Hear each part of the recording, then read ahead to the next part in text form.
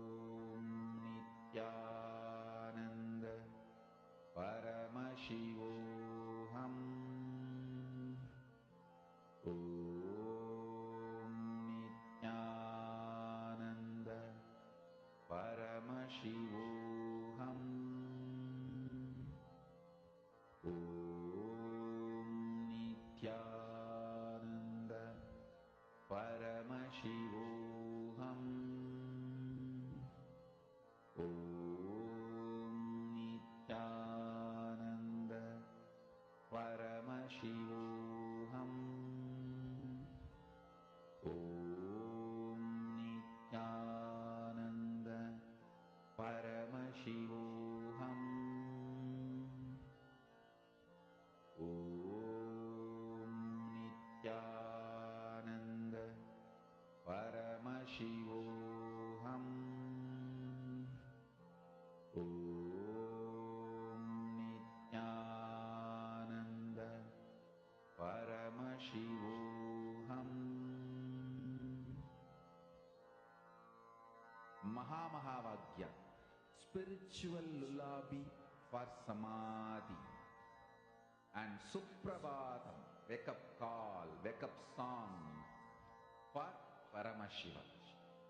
This Mahavagya is spiritual lullaby for you to fall into samadhi. Suprabhatam, wake up song for Paramashiva to wake up in you. Just remember this one powerful cognition. This Mahavagya puts me in samadhi. This is spiritual lullaby for samadhi, and Suprabhatam, wake up song for Paramashiva in me, for Paramashiva to manifest. With this one spiritual powerful cognition, chant this Mahavagya.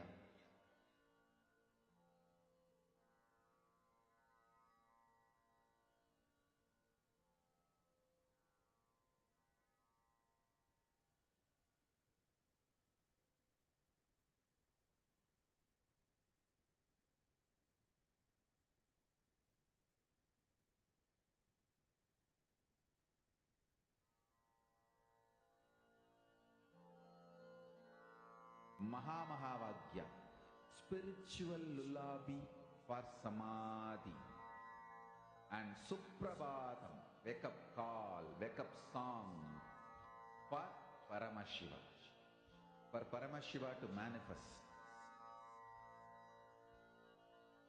With this one spiritual powerful cognition, chant this Mahavagya.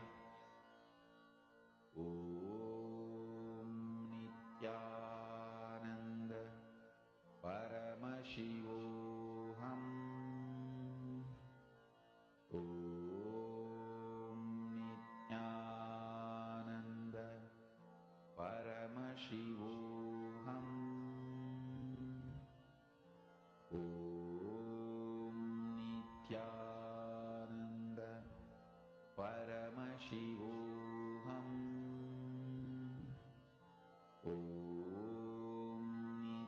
Dhananjam.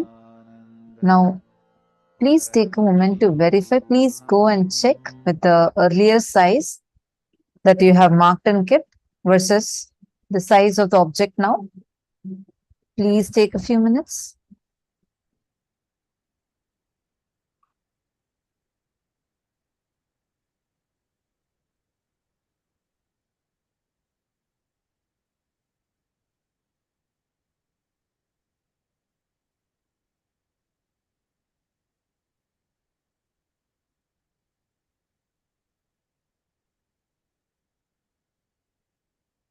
Now, all of us are going to enter into the next session where we're going to learn about awakening wealth consciousness, the secrets of awakening wealth consciousness in us.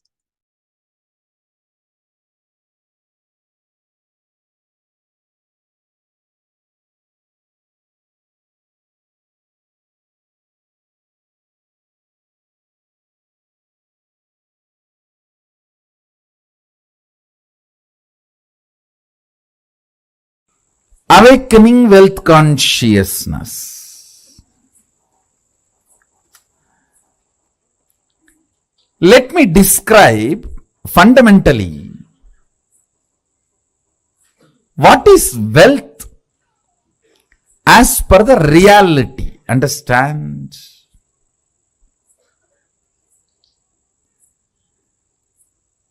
I am not denying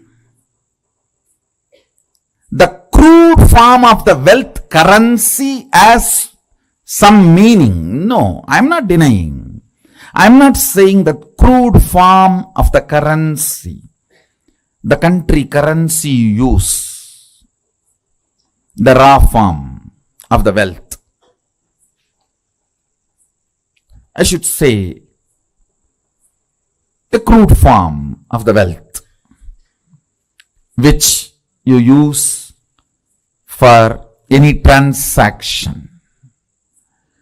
I am not saying it has no role, no value, no. I only want to declare that is not alone wealth. Understand? Current which keeps the currency current is wealth. Understand? The Vedic definition, current which keeps the currency current is wealth. What is fundamentally currency? 100 of us are sitting here. One has 1,000 rupee and he wants food. He gives that to somebody who supplies food. Then he gives that to somebody supplies raw material. He gives that to somebody who gives him health. He gives that to somebody who gives him a house. He gives that to somebody who gives him clothes. Continuously when it is moving, by the time that 1,000 rupee moves between many hands, its value has increased. Understand? The current which keeps the currency moving is the value of the currency. We may ask why some countries' currency has high value, why some countries' currency has no value or low value. It is our ability to keep our currency moving. The current which moves the currency keeps the value for currency. If you have too many reasons to use that currency, which you can buy only through that currency, that keeps the value. That current keeps the value of that currency.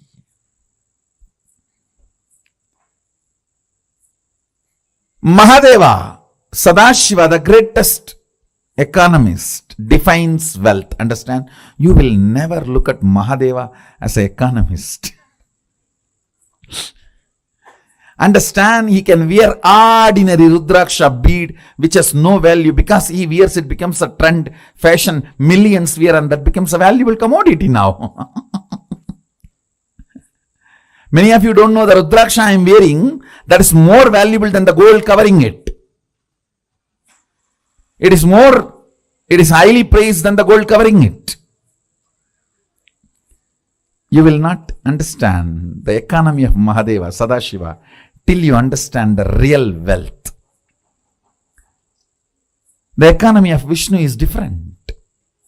Whatever is valuable he wears.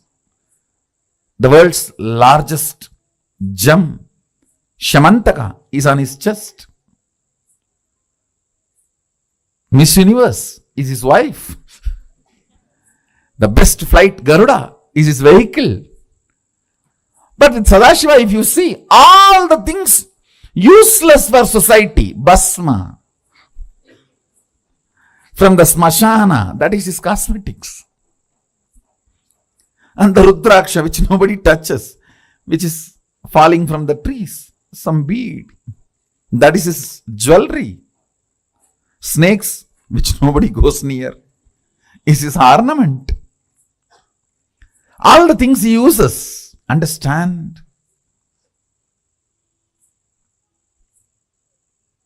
He is making a statement about wealth.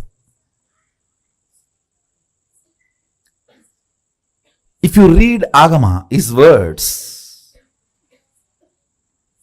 beautifully it describes wealth in multiple places. Our ability to be intelligently active is wealth.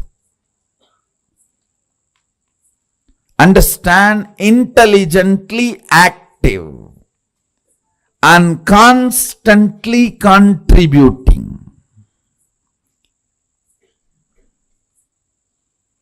I am not saying don't accumulate currency, but I am saying fundamentally understand the concept of currency, then start moving your life and others' life. Then you will understand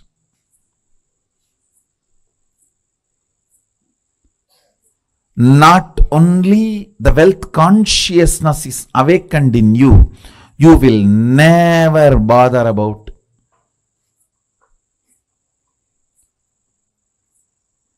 incompletions related to wealth. See, there are multiple incompletions people carry about wealth. First thing, the moment I utter the word, there is so much of that depression, that deprived feeling. Everyone has, I don't have.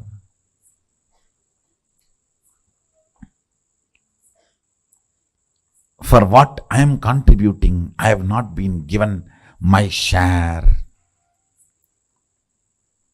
The various thought currents. Sometimes, oh, I am loaded with it. I don't know how to save it, how to protect it.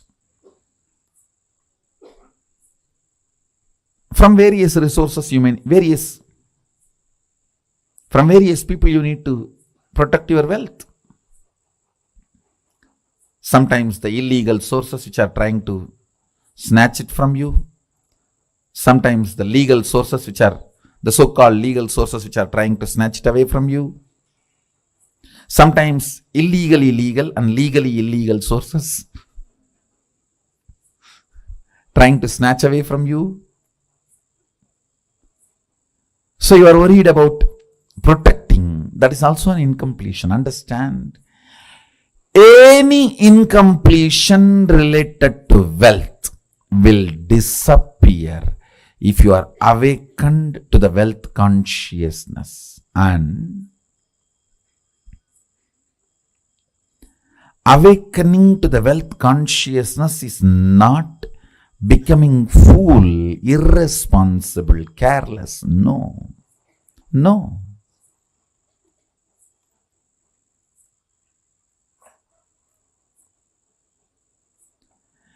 It is the most powerful strategy. Understand?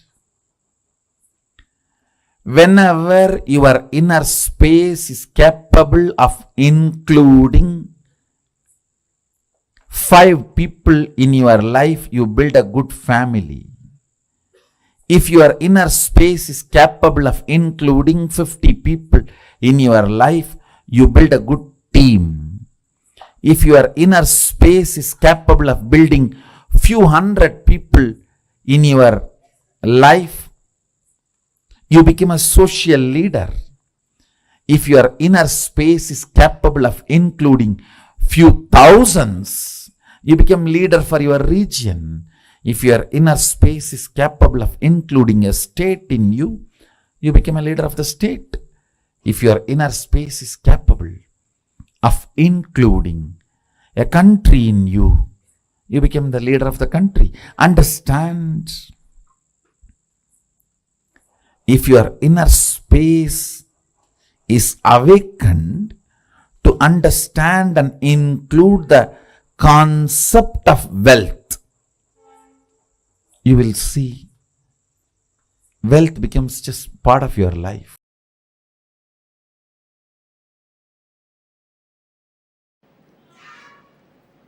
expansion in life is freedom. Anything which restricts brings bondage and suffering. When I say expansion, I don't mean this expansion. I mean expanding in health, expanding in wealth, expanding in every field is success.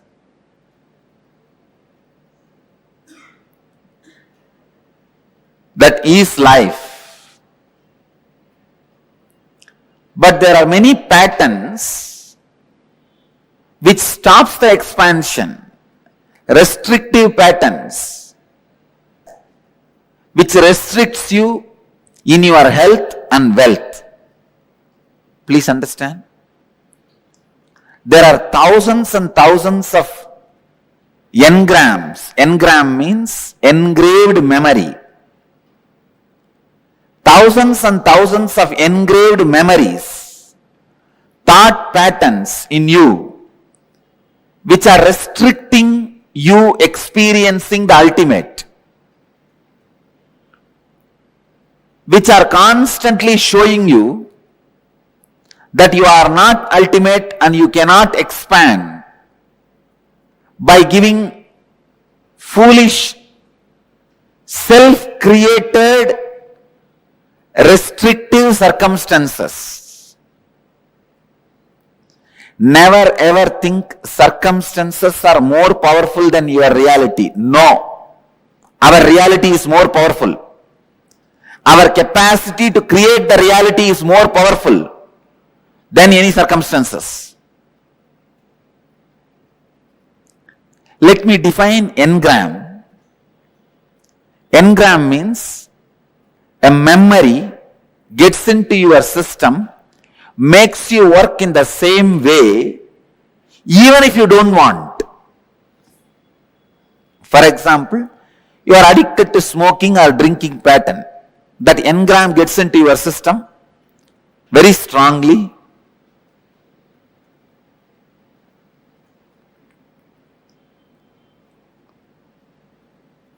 After 2 years, even if you want to give up, you won't be able to give up. When the time comes, from inside you will hear smoking, cigarette. When the time comes, from inside you will hear, come on, open the bottle. Simply you can't do anything. Your body will just move. It will open, drink, fall asleep. Next day morning when you are having fight with your spouse only, you will even remember. It is not good for your health. One of the biggest lesson I have learnt from my life and I wanted to share with all of you is, have a strong experiential clarity about you. Nobody should be able to penetrate and alter your idea about you within you.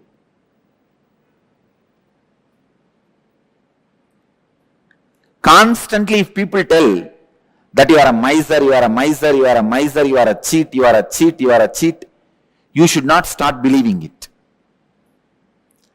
That strong clarity about yourself, if you just have that, that's enough. You won the game of life. Nothing else can protect you other than the clarity about you. If that is there, nobody can harm you. Please understand, you are so weak, when people around you doubt, you also start doubting you. That's one of the biggest weakness human beings carry. Destroying others' opinion about you is not that big failure. But if you are also influenced by the others' opinion about you, you are a failure. In my case, the only reason I won the game, they lost the game, is they are able to convince the whole world about me, but they are not able to create one doubt about me in me. Have a strong fort nobody can take away your kingdom. Strong fort means in your inner space, be authentic and clear about what you are and what you believe, what you want. Many times in you, when the clarity is not there, when you have restrictive patterns, suffering starts for you.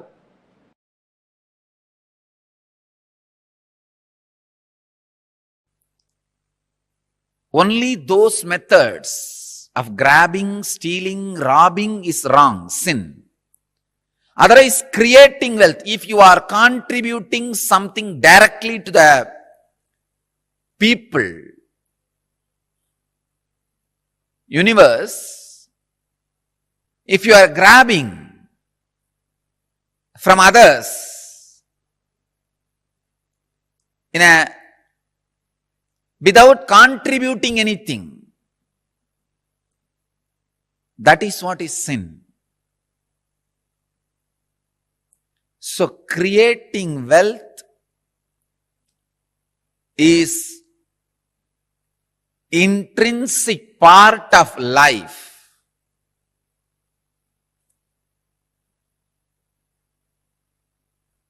Krishna says very beautifully in Gita, Gahano karmano gatihi. The universe by its nature works. If you have at least the goal of creating wealth, you will be creative. Your energy will be channeled properly. I can give you the clear guidance. The first priority should be in the life for moksha, enlightenment. Till that happens, the second priority can be creating wealth. Understand? Not grabbing or robbing or stealing. Creating wealth.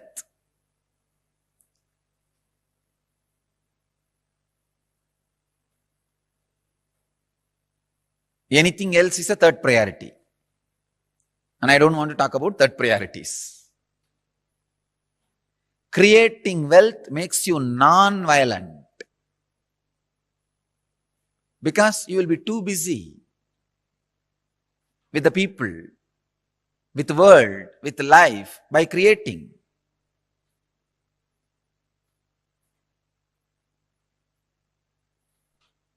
First, remove the guilt about wealth from your inner space. Second, understand the expression of life through you is equivalent to the wealth you create, not grab, you create. So the more and more life energy starts expressing through you, more and more you create.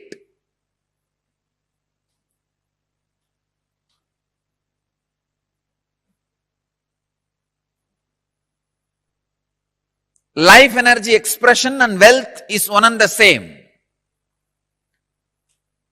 Seekers always justify their poverty as their spiritual quality and innocence. So if you are not wealthy, understand, if you have decided not to create wealth, great. But if you want to create wealth and not wealthy, if you have a greed for the wealth or a desire for wealth and not wealthy, be very clear, you are not a seeker, you are a seeker. Something is seriously wrong with you. Look into it. Wealth itself is not sin. Somebody is having problem because of having. Somebody is having problem because of not having. Problem is a problem. Wealth is not a problem. Problem is a problem. Wealth is not a problem. Person who is having guilt because of having, person who is having guilt because of not having. Both are big, you can say very big sickness. I have seen many of these rich men, because they carry a deep guilt imposed on them by society, even though they created their wealth very honestly, in a creative way, because of the guilt imposed by society on them, they live a very miserable life and go on drinking alcohol and trying to have high costly entertainments just to forget this guilt. Many times they come to me for their problems and in need of solution. When I analyze their inner space and life, there is no problem. Then why are they suffering? The only guilt which they are carrying, which is imposed on them by society. I tell them, come on, don't imbibe the guilt given to you by the fellows who are incapable. You do not cheat or grab or be dishonest. That's right. That's enough. But no need to carry a guilt on the wealth, about having wealth. Rich men carry this guilt very deeply. And just to escape from that, they get into all kinds of addictions.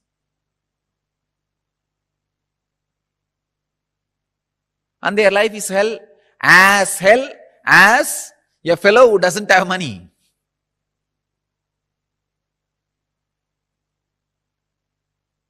The next thing, having is one side, not having.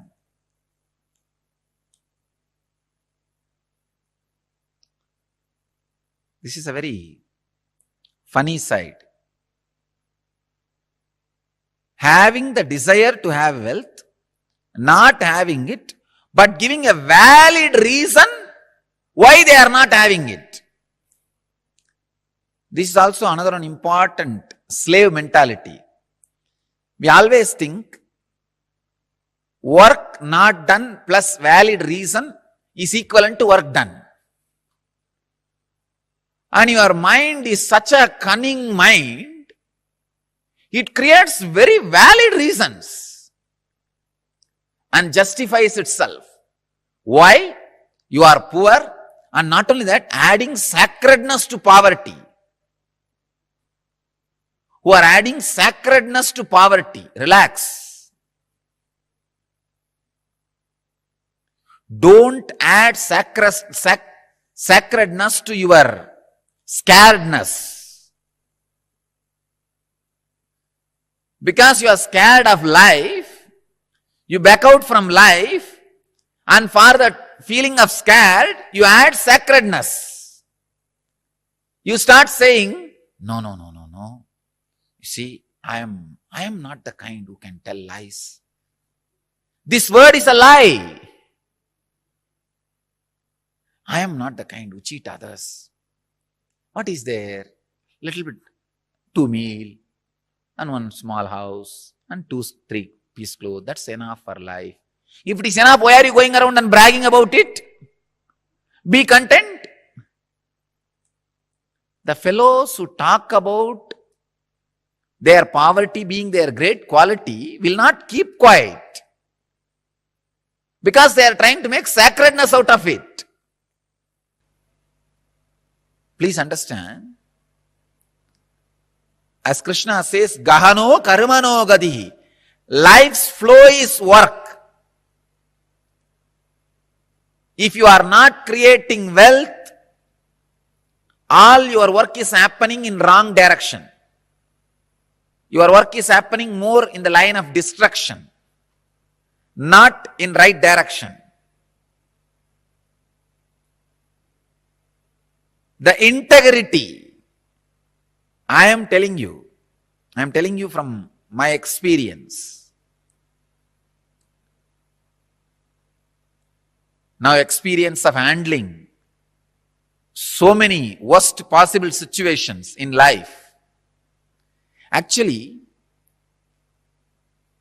this whole rumors and the problems created around me has made me really rich in life. Economically, I may not have become rich, but in life I have become very rich. Now I know how to handle people. I know who should be trusted and who should not be trusted. I have learned a lot of lessons. Actually, I tell you, these lessons are really worthy of the money we lost. We lost a lot of money. But these lessons I learned are really worthy because it will be asset forever for the whole future. Sometime, the lessons you learn become more valuable than the situations try to hit you. Look in.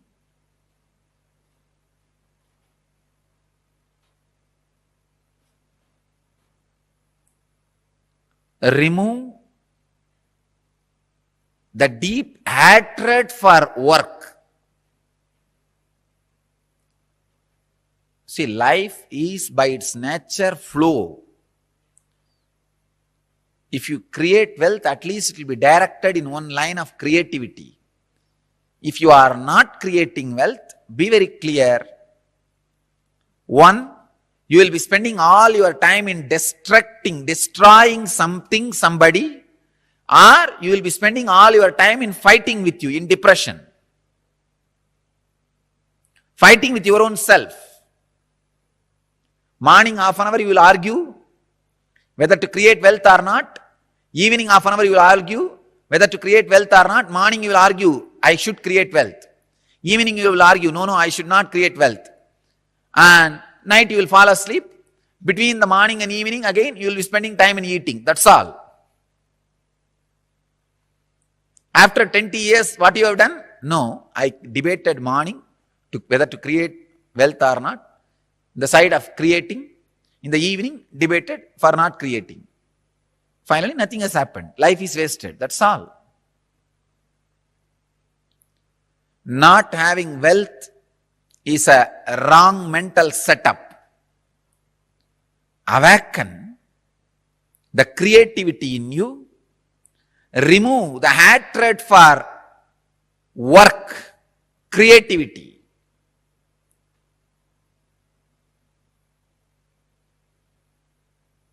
I'll give you further, deeper, exact techniques and process to create wealthy consciousness. First, you need to create a wealthy consciousness which is ready to take the responsibility to create and sustain, which is ready to take the responsibility of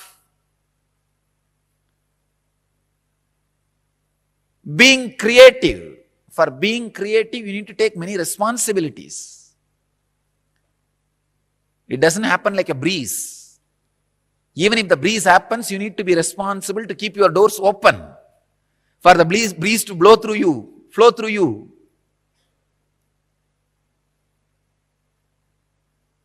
In Vedic tradition, we have two major gods representing wealth, Kubera and Lakshmi. Kubera is a guy who holds stock market. Lakshmi is the bank circulating. Lakshmi gives, circulates. Kubera holds, sits on it. Treasury and currency. We have another two dimensions of wealth in Vedic tradition, Sanganidhi, Badumanidhi. Understand? Badumanidhi means flowered wealth, like a lotus, created. Sanganidhi means conquered wealth. Flowered wealth, conquered wealth. Conquered wealth is not robbed wealth. Please understand. Conquered wealth is not robbed wealth. It is not like a Gajni Muhammad coming to Somnath temple and robbing the whole temple, grabbing all the gold and taking it away. No, that is not Sanganidhi. Sanganidhi is conquered from the natural sources. Padmanidhi is made to flower from natural resources.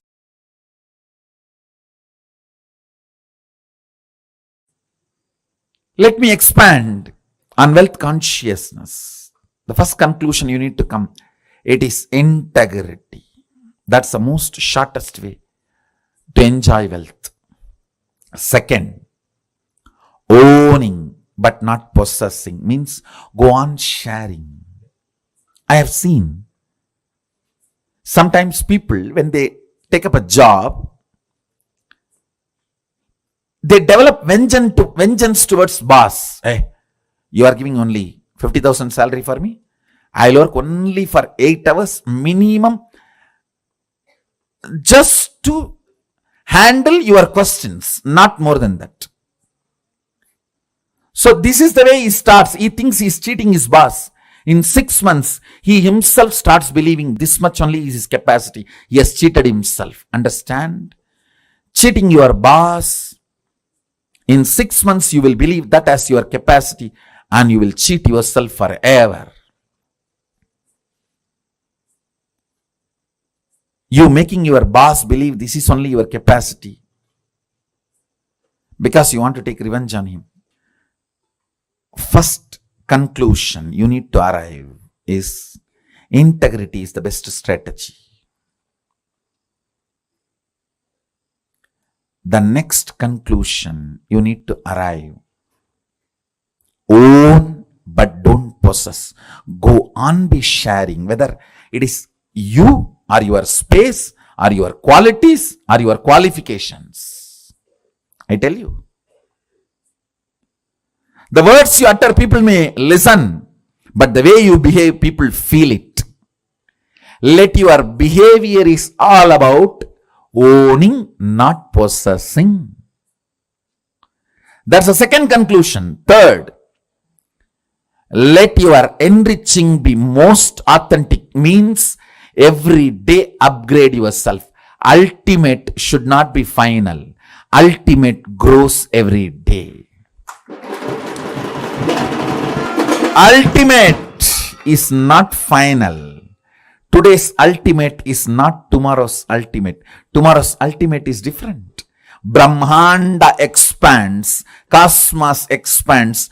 For you, something is ultimate today, which is not ultimate tomorrow. It expands. So, go on becoming authentic in your sharing, enriching. Next, important conclusion, do not feel shy to encourage people to support you back to enrich the world. Be confident, courageous about what you are doing.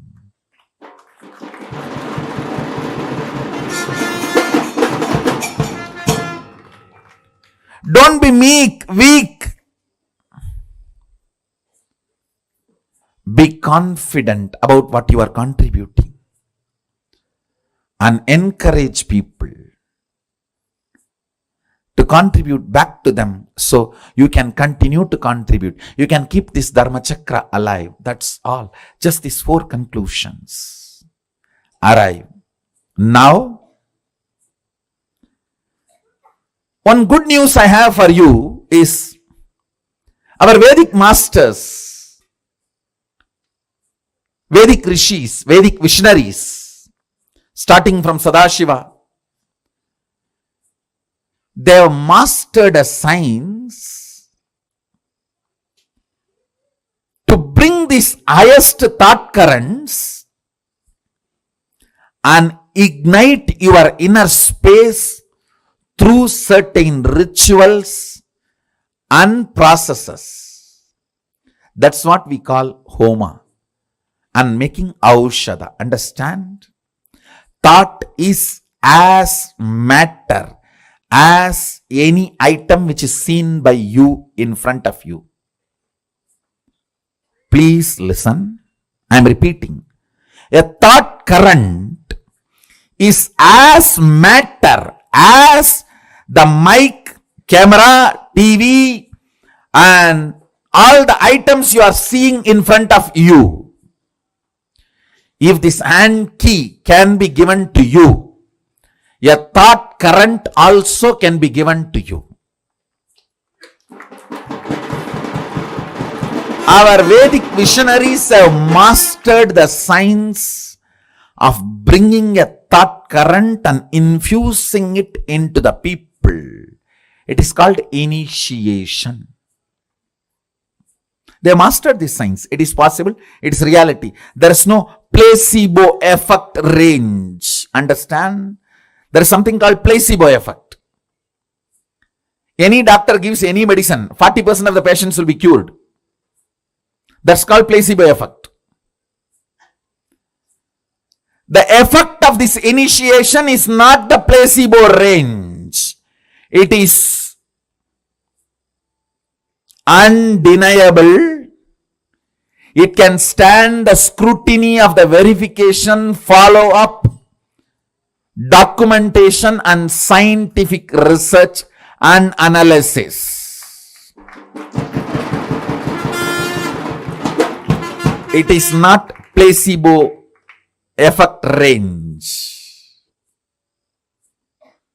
Understand, our masters have mastered this science of making the thought current come in a space through yajna. Means the thought current from the space will be brought into the air through the mantras and into the fire through the offerings, into the water in the kata pot and sprinkled on you, and into your mind through that water being sprinkled on you.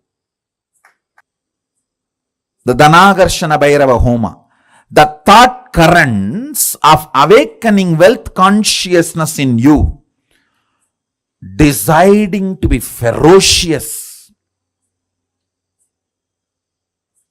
within you and awaken your wealth consciousness. Ferociousness is not anger. If you feel society has cheated you, you are angry about the wealth, you will never manifest wealth. Ferociousness is different, anger is different. Kala Bhairava, Dhanagarshana Bhairava is ferocious but not angry. Understand? To infuse the ferociousness to manifest wealth consciousness in you.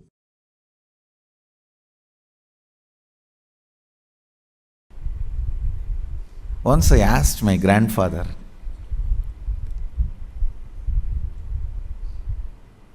he is really such a person of charity. Every day in the night time, when he finishes his accounts, I learnt this habit from him. Even if it is 1 o'clock, 2 o'clock in the night, those days there is no computer and all. It was only in the notebook. Only after signing the ledger, completing the accounts of the shop he was running. He was running a rice mandi, wholesale rice godown. Only after completing the ledger, signing, he will go to bed. I learned that habit from him. And the most important thing, he had a box. On that box, there will be a board called Magame Bandu. Means 10% of his net income, he will put it in that box every day. That is kept for charity. So any temple function, religious function, temple inauguration, annadan, anything, people will come. When they come, based on their function level or expense level, he will give donation.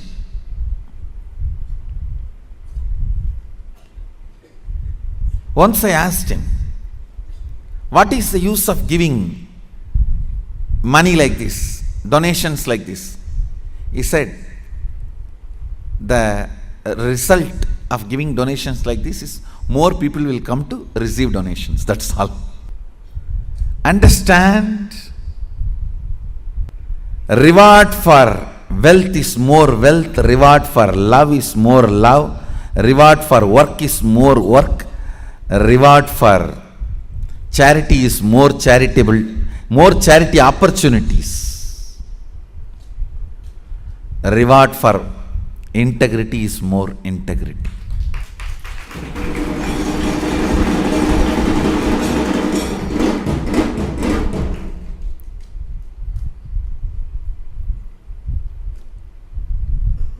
Cognizing the joy integrity brings in you, the powerfulness you experience through integrity, cognizing integrity is the ultimate no blind spot shrewd strategy for life. As I said, your plans are two cunning strategy. Integrity is three cunning strategy. Mukkan strategy.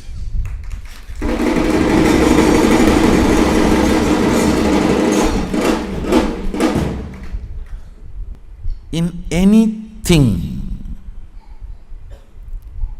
whether your relationship with your body, your relationship with life, your relationship with existence, your relationship with the ultimate source, your relationship with society, your relationship with humanity and its laws, in every level, cognize integrity as your strategy.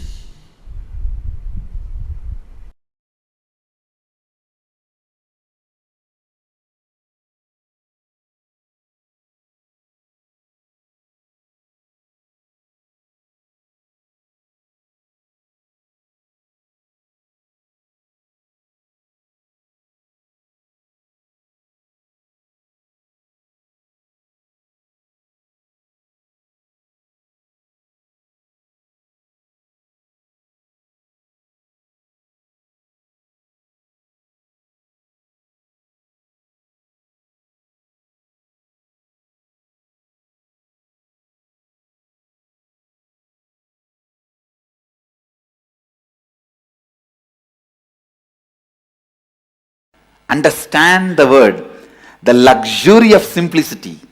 I am defining luxury of simplicity means to keep yourself inspired and excited and enthusiastic, alive. I do not need anything from outside is luxury of simplicity. Array, simplicity is a luxury. It is not poverty.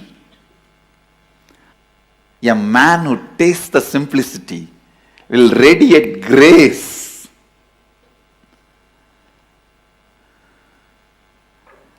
The luxury of simplicity, it's the property of Mahadeva.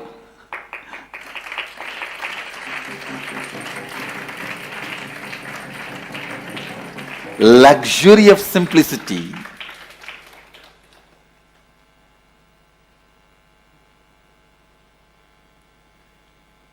The ability to be constantly inspired, excited, alive, radiating.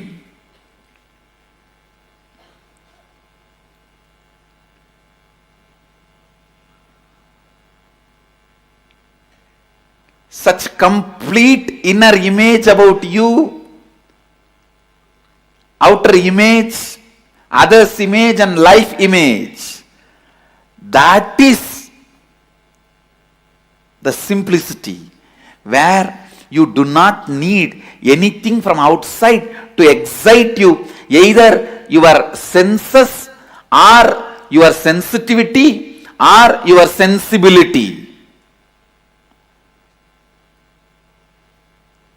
if you need something to excite your senses, that is materialistic. Pleasures of five senses. If you need something to excite your sensitivity, that's the need for love, romance, emotional fulfillment. If you need something externally to excite your sensibility, that is like a need of knowledge and purpose. All that. But a man who does not need all the three to keep himself enthusiastic, exciting, radiating, energetic, only he knows what is simplicity. Simplicity is luxury. Understand? Neither these few pillows nor this throne can take away that luxury of simplicity from me. Understand? Simplicity is not, as you understand, poverty based. It is a spiritual based.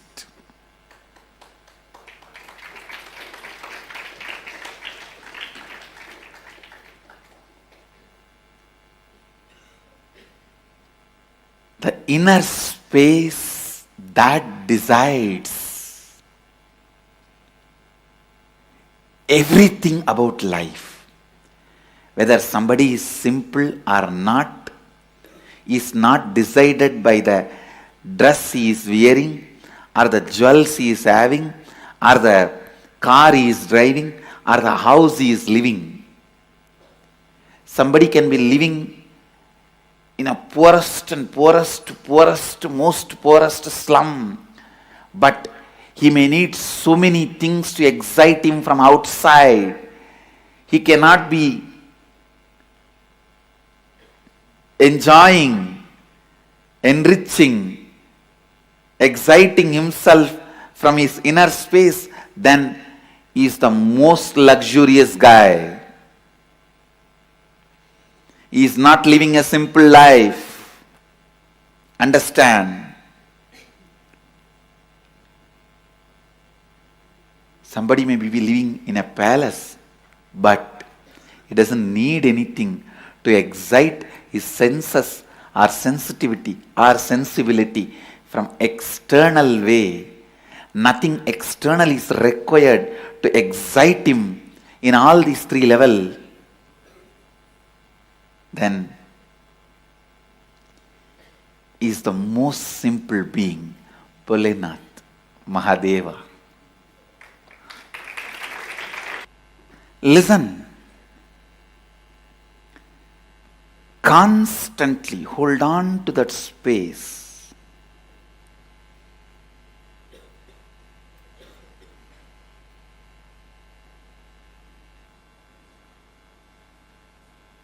You are Mahadeva, Shivoham,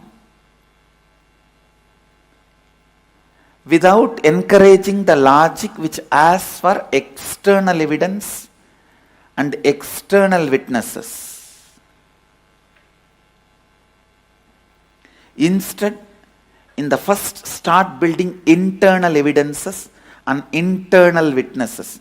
The moment you remember, I am Mahadeva, let me be in the bliss of Mahadeva, in the experience of Mahadeva, in the knowledge of Mahadeva. Let your logic start functioning in that first. Let the Shiva Bodha be built.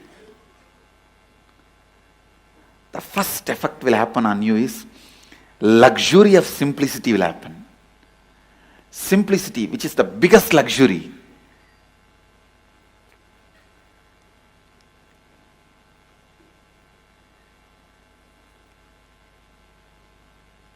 When I decided to come to the planet Earth, the first thing I packed and kept under my arms, without forgetting or without leaving the responsibility to somebody else. Land, I told, hey, you go and take it. Keep it ready for the Sangha. Wealth, I said, all right, you take it and go. So many things strategy. So many things I sent it through so many people and told them, hey, go and keep all the things ready. But one, I myself kept it under my arms without leaving it to anybody, is luxury of simplicity. Understand, this one property, I did not leave it to anybody.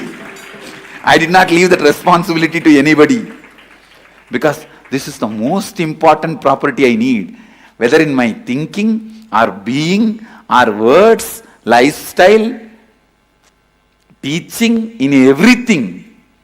This one quality, luxury of simplicity, will be underlying current.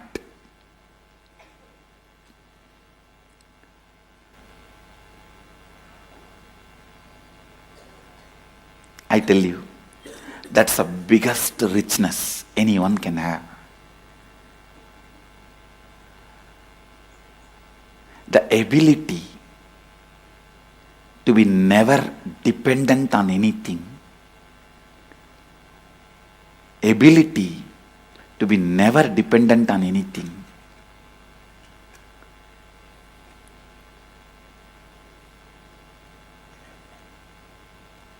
Even now my whole life can run just with few handful of curd rice and tamarind rice. That also I am not dependent on it.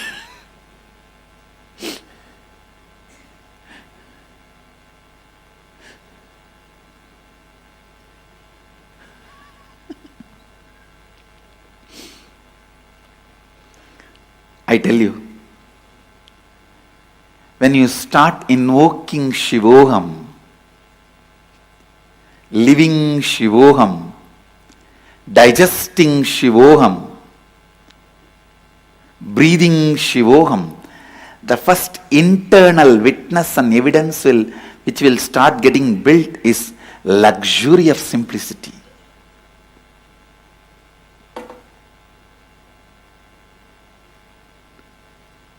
Grace of the independence.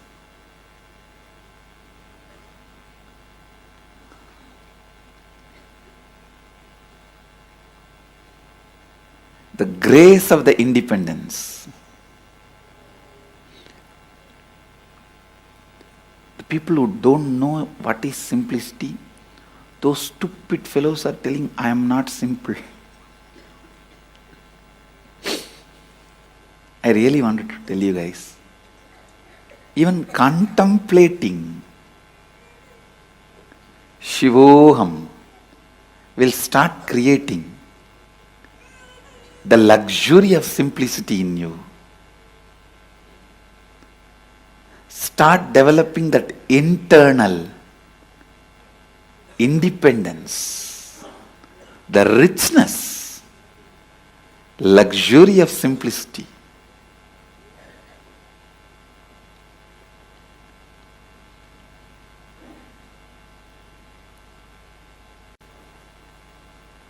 When you cognize Shivoham, the luxury of Kundalini happens in you.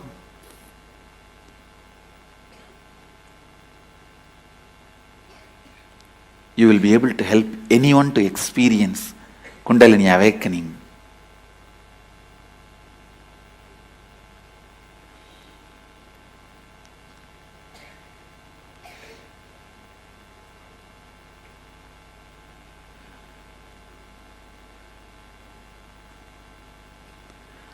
Only the person who knows the luxury of simplicity can be Tyagaraja. Because whatever you need in the world, he doesn't need.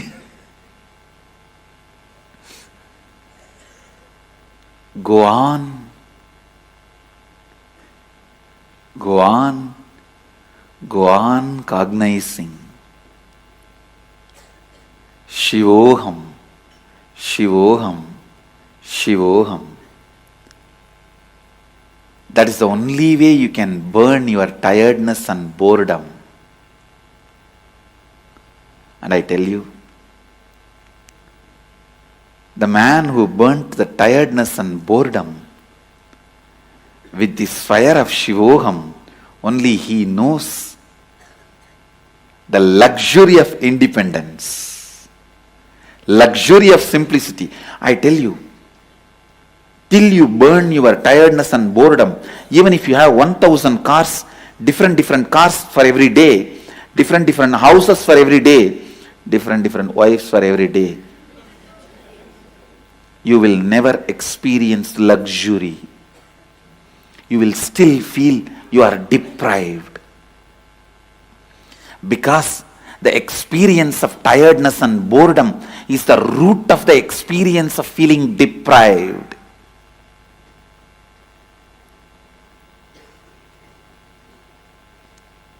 If you can be bored, not 1,000 car, even if you have 1 million car, you will be bored.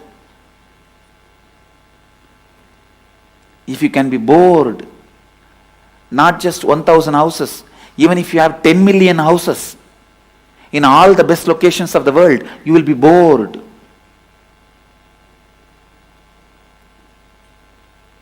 So first, burn that pattern of getting tired and bored with this fire of Shivoham. That's the only fire which can burn the pattern of getting tired and bored. The moment you liberated yourself from the pattern of getting tired and bored, I tell you, you know the luxury of simplicity. You are ever enthusiastic, ever enriching, ever excited, ever enlightened.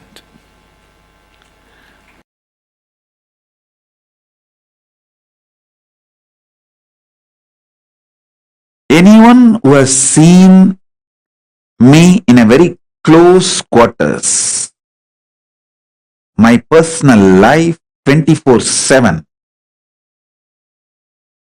3 years before, people used to have that opportunity.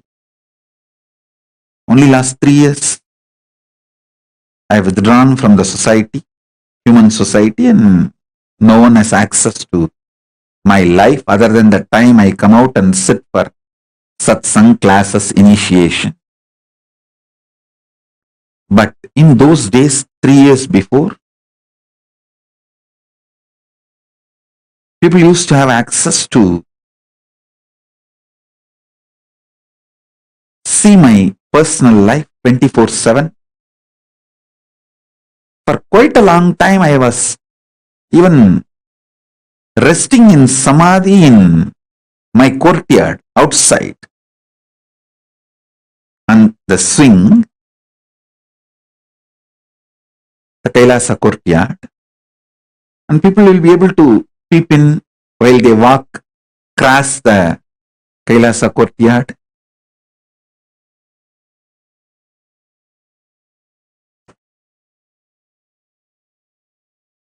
Day and night, anytime. People who had access to my personal life 24/7 knows very clearly how the system I am using, body and mind, is eternally, intensely, continuously inspired, excited, hardworking, alive, awake. That is why even now many people try to find out in which time zone I am in. They are not able to find out because anytime I come to the session, I am fresh. Body is alive, no yawning, no tiredness. This fully alive. So you can't gauge my biological clock. You can't gauge what time I am sleeping, what is my daytime, what is my night time. You can't gauge. You can't gauge based on my body language and my body, the time zone I am in, because I am alive 24/7. No tiredness, no yawning, no symptoms of anything related to biological clock. I tell you,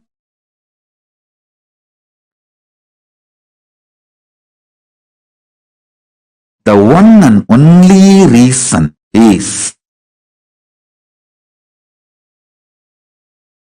using consciousness as fuel. It's not that I don't take external food. As long as I was in India, I used to take 1 meal a day. Sometimes, I think when I traveled to US and all the countries, I even had 2 meal a day. But after I left India, withdrew from human society, then I reduced it to once in 15 days, solid food, and other times liquid, sometimes little semi-solid like a kire, spinach.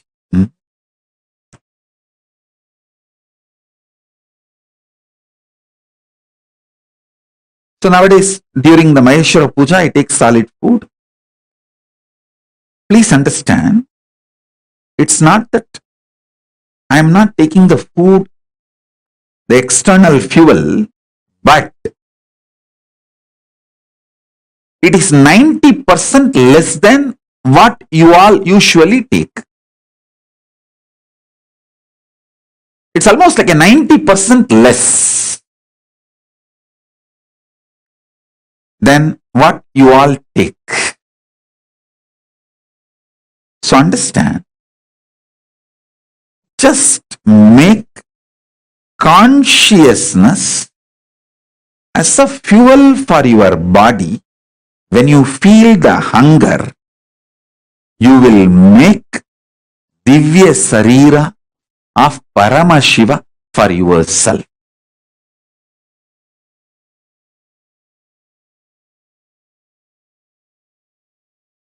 I tell you, freedom is knowing you can manifest the life you want just like that. I'm defining freedom. Freedom is knowing you can manifest the life you want just like that. Actually, you are free. You can manifest the life you want just like that. Why don't you understand? I am the living example.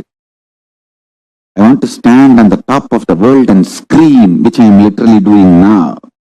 Standing on the top of the world, Kailasa, and screaming, "Oh, human beings, because you have a consciousness, which is my own reflection, you are all free and you are all empowered to manifest the life as you want.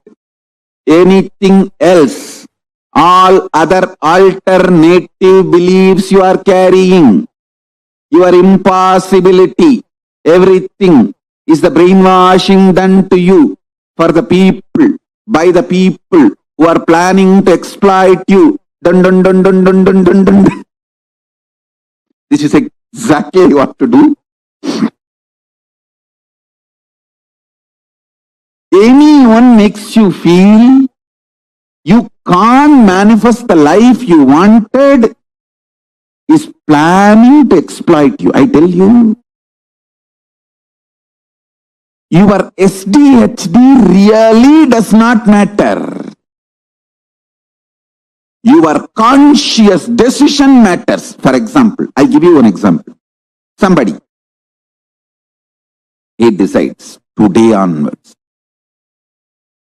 I will consciously surrender myself to Paramashiva and manifest Paramashiva in me. then naturally self-doubt and hatred and denial. Self-doubt, self-hatred, self-denial will wake up and say, what are you talking?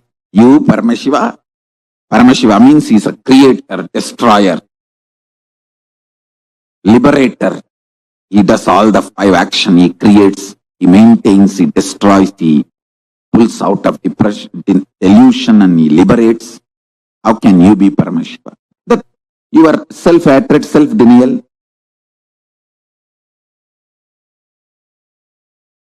self-doubt, all that will stand up and start jumping. I tell you,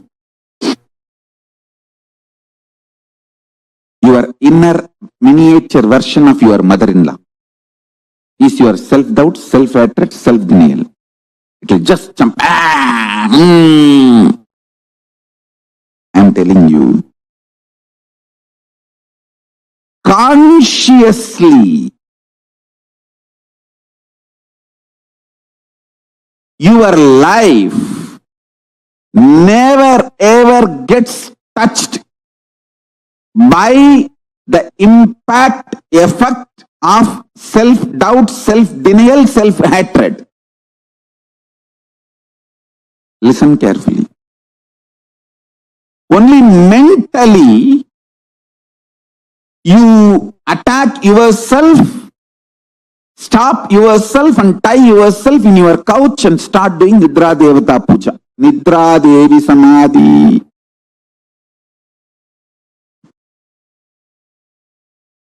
Listen.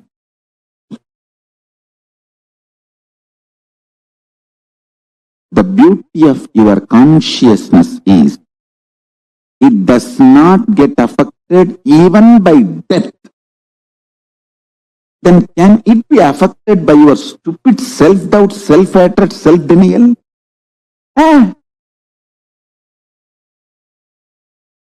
No, sir. No, Swami.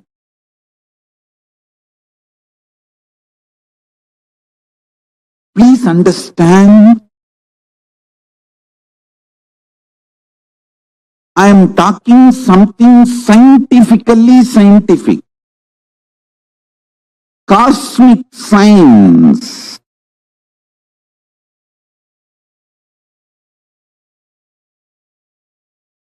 Your existence, what you feel as you consciously,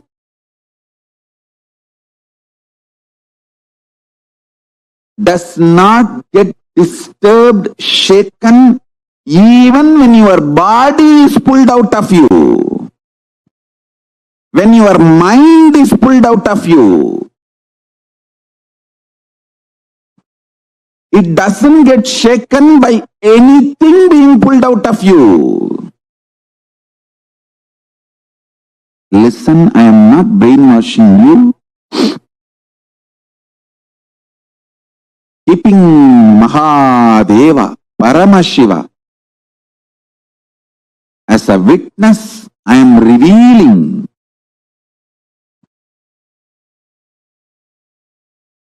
his inner space. How he is inside, I am opening it to all of you. I am just opening a door for all of you to experience Paramashiva's inner space. I am telling you, just internalize this. Your balance sheet will go up. You will take amazing business decision.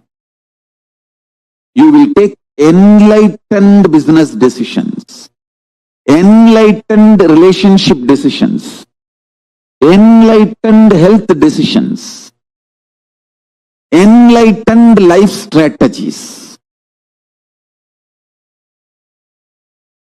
Your self-doubt, self-hatred, self-denial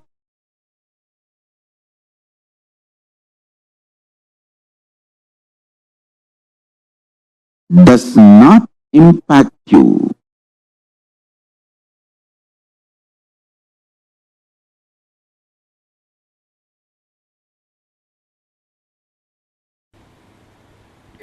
Anything you fill in your logic becomes your imagination. Whether oneness or any decision you take, anything you fill your logic, it becomes your imagination. Anything you fill your breath, your heart, it becomes your visualization. Anything you fill your depth, that becomes your declaration. Then comes time, length, breadth, depth, time.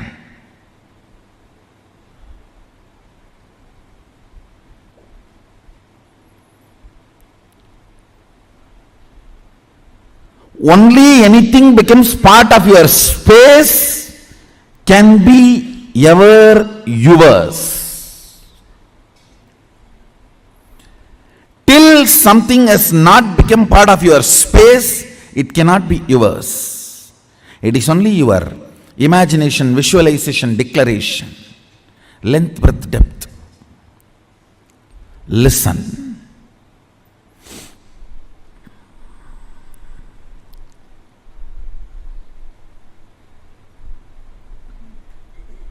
I made a statement, ferociousness breaks the time layer, removes tiredness, depression, boredom associated to length, breadth, depth, and makes anything as your space.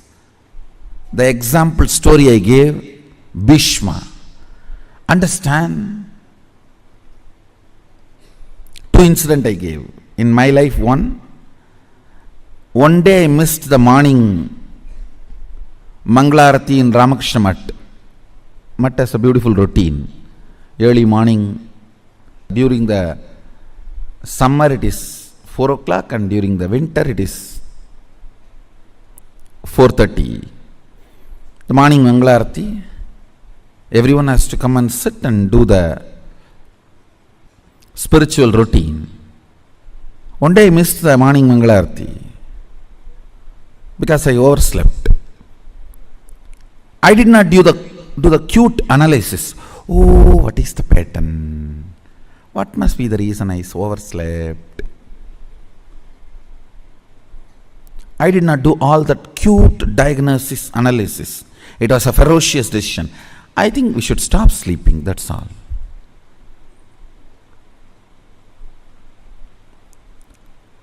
The ferociousness with which I decided to stop sleeping. Only next 3-4 days I did not sleep. But the ferociousness was powerful enough to open my time layer. My decision to be in Mangalarati moved from length, imagination, breadth, visualization, depth, declaration to the space. Time opened up. And after that, not only I never missed Mangalarati, never sleep was a voting component of my life.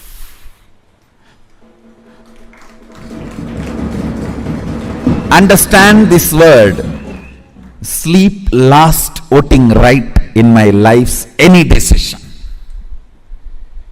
Any decision I took in my life, sleep, tiredness, depression, boredom, all the four are same. Tiredness is the chemical effect of sleep. Depression is the psychological effect of sleep. Boredom is emotional effect of sleep. Coma is physiological, psychological, emotional effect of sleep. Death is the conscious effect of sleep.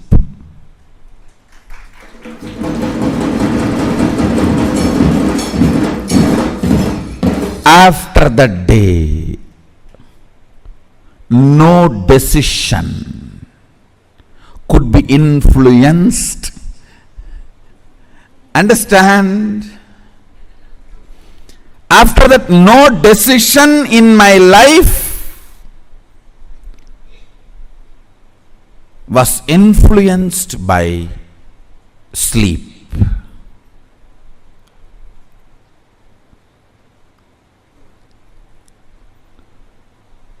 The story of Bhishma.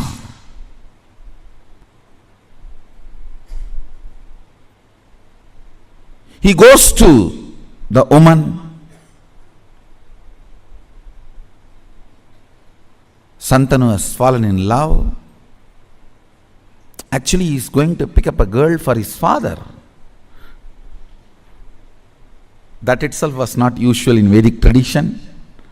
And she expresses the fear that my son will not be a king. So I don't want to marry your father because you will be the king. Even if you don't become, your son will fight for the throne. See the ferociousness with which he handles the problem. He is not saying, don't worry, I will not fight, I will make sure my son does not fight. No!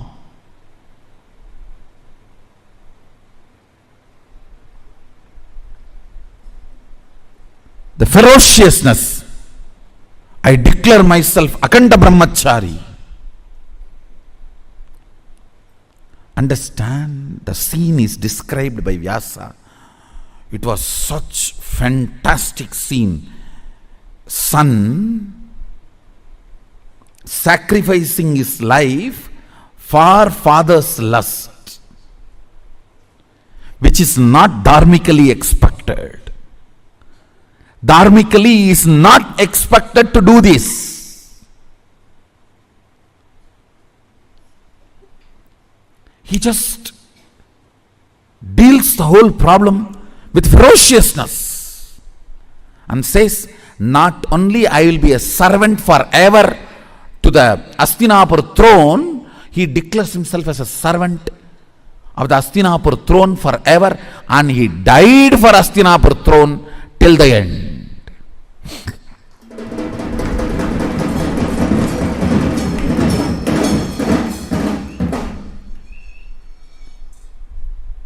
Understand? He dropped his body to protect Hastinapur throne. The last act he did, giving all the spiritual and dharmic strength he had to Dharmaraja. Now he is Hastinapur throne head.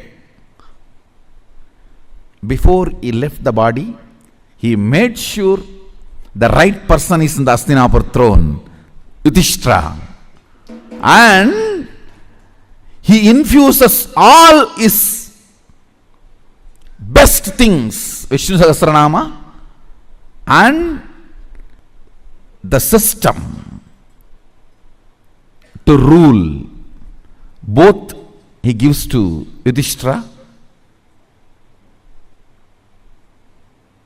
I don't know how many of you know, Vishnu Sahasranama was chanted by Bhishma on deathbed.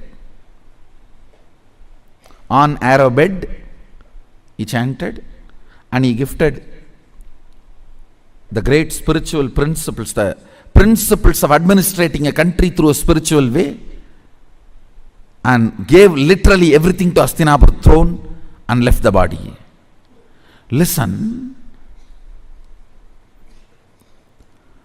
See, in our Puranas, every incident and the boon and the whole story you need to connect and see. Only then you will understand the principles. He declares with all the ferociousness, no more sex.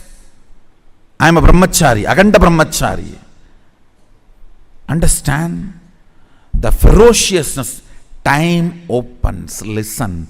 Whenever something happens on the planet Earth, when the time layer opens, the gods and goddesses shower the flowers. Any incident you read, Devatas were showering the flowers, that incident will be directly related to opening of the time. What is opening of the time? Your vow or the decision is from space, not restricted by time. Understand? Something is imagination, visualization, declaration, if it is bound by time. The same thing, if it is not bound by time, it becomes your space.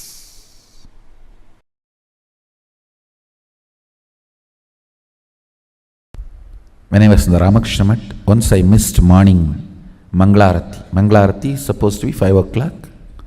I missed Manglarati. I did not try to find out what is the reason, what must be the pattern, I should complete with it. No QTPI analysis. No.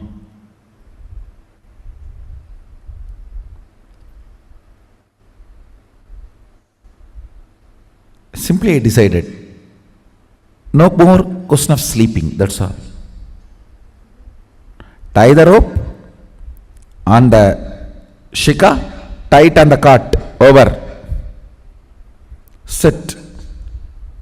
Only if you sleep, you will miss morning Mangalarti. Stop sleeping, that's all.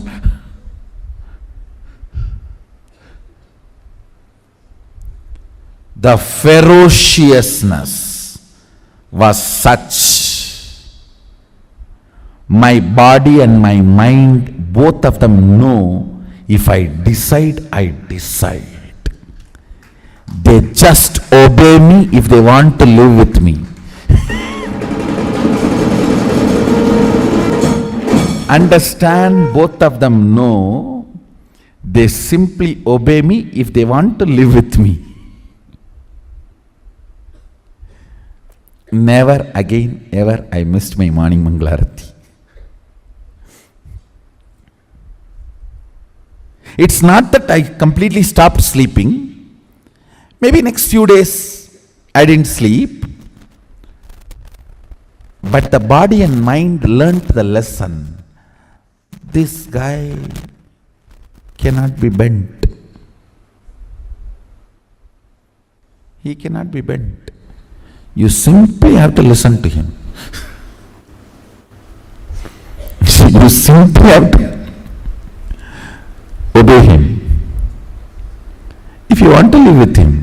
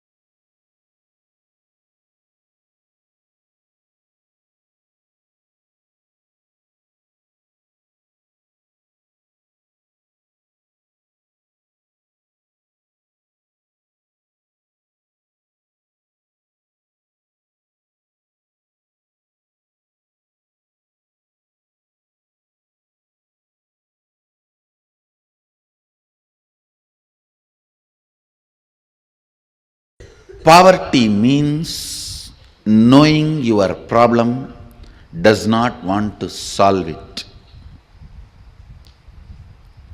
Richness means constantly being alive. Please understand, being alive is enough. You will not tolerate the existence of conflict and confusion and dilemma, all I am requesting you to get out of poverty is just increase the number of your waking hours. Nothing else. Reduce the tiredness and boredom. The time you worship Nidra Devi Puja, reduce that time, that's all.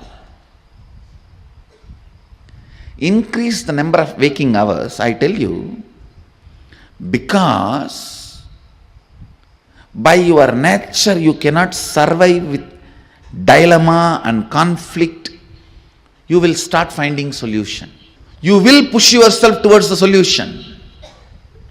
You won't keep quiet. The meekness, weakness in thinking through about your existential problems is poverty. Listen, meekness and weakness about thinking through in your existential problems is poverty.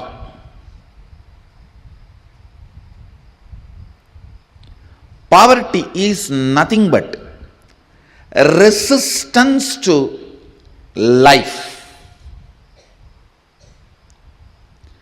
Poverty is nothing but directly, indirectly cherishing and enjoying death. By killing death, only you will manifest abundance. Poverty is nothing but direct, indirect way of worshipping death. Winding yourself or hiding yourself into boredom, into tiredness is poverty. That is worshipping death. Every moment you are tired and bored, hide yourself into your bed. You go through the part-time death.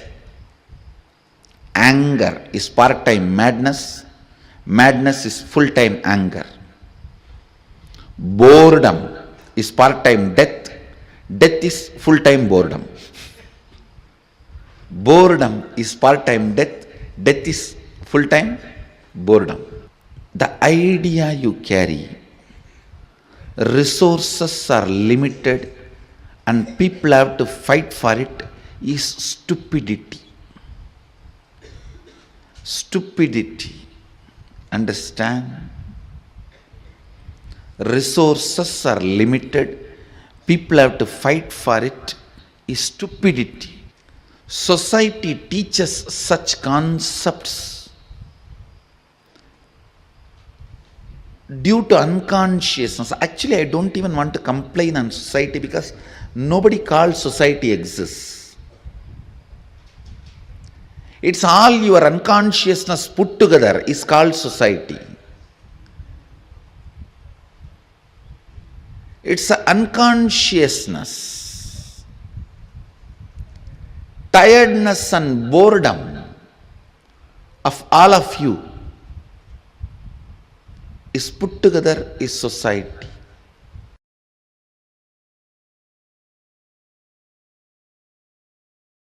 Understand? Eschatology of the West is ontology of Paramashivaññāna. Many things falls under eschatology as per the binary logic, falls under ontology as per the multidimensional logic.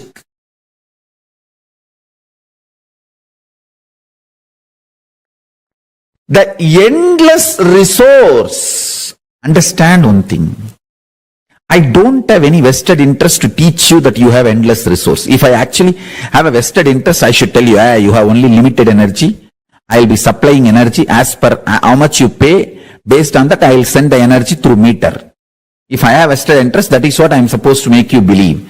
But I am telling you, screaming you, you have endless resource, inexhaustible resource. Not only that, you are Swayam Prakasa.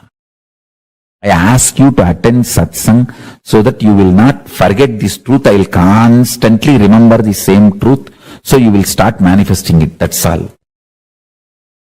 If I am planning to exploit you, I should tell, oh, you all have the wiring and every day I will send this much energy based on how much you pay.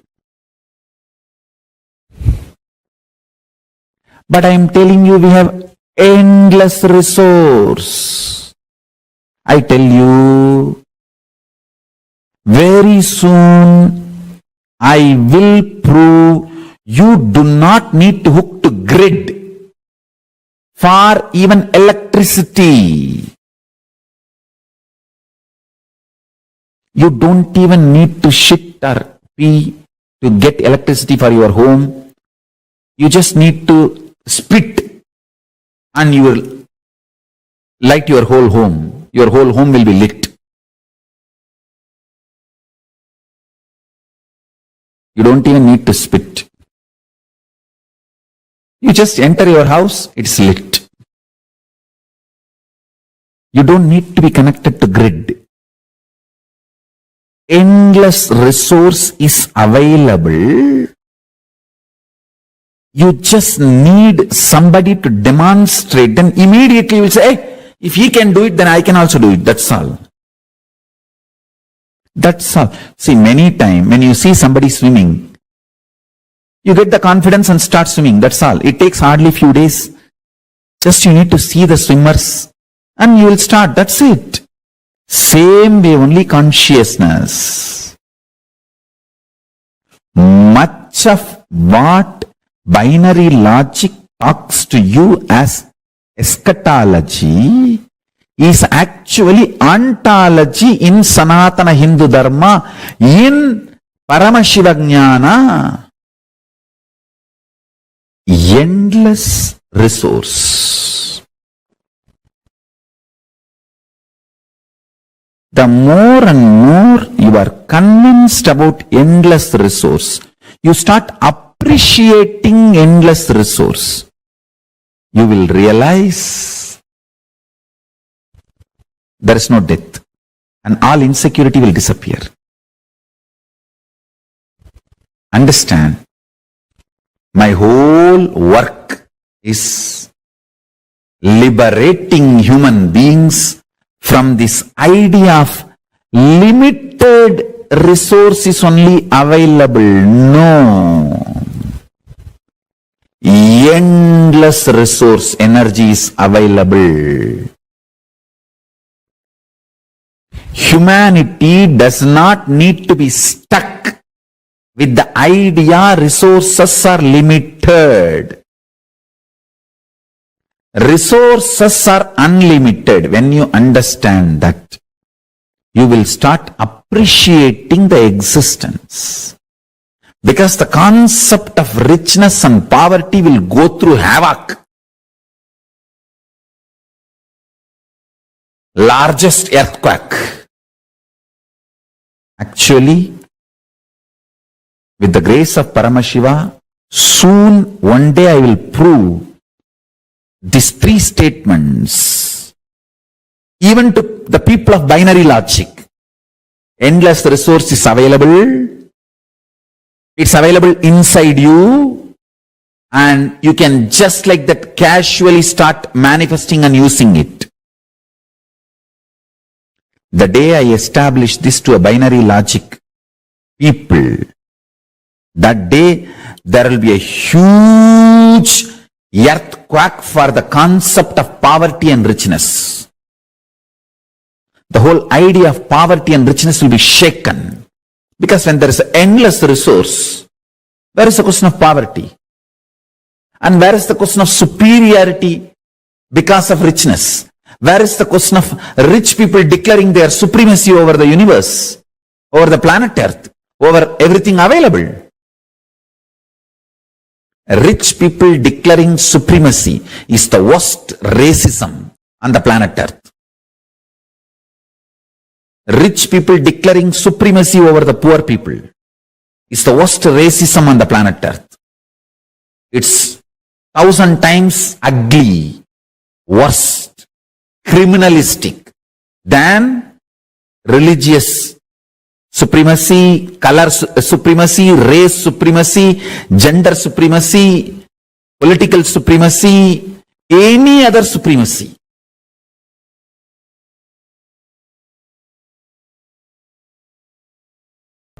If you have complex understandings, you will not have complex problems. If you don't have, and if you are avoiding complex understandings, you will have complex problems. Decide whether to put your energy towards the understanding and problem-free life, or avoid putting energy towards understanding and live with problems. In any field, if you want to be successful, you need to put little your time and energy to understand the logic of that field. Even to operate a cell phone, you need to pick up the cell phone, understand where is the number, how to press and all that, and where to keep. You can't keep it somewhere and talk, you have to keep it in your ears and near the mouth. Now you need to understand the logic.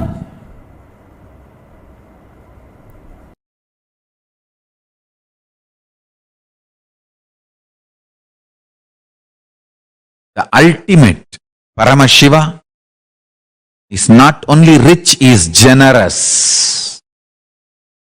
Understand? A real rich man will be always generous because he will have so much confidence that he can manifest richness.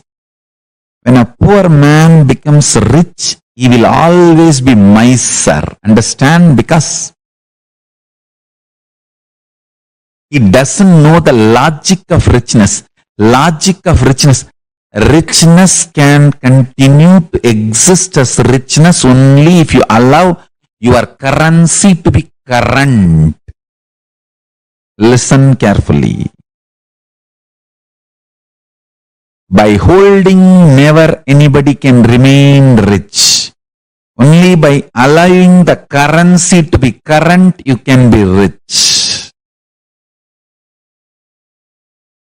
Poor man who does not understand the existential principles of economy, existential economic principles, remains as miser after becoming rich.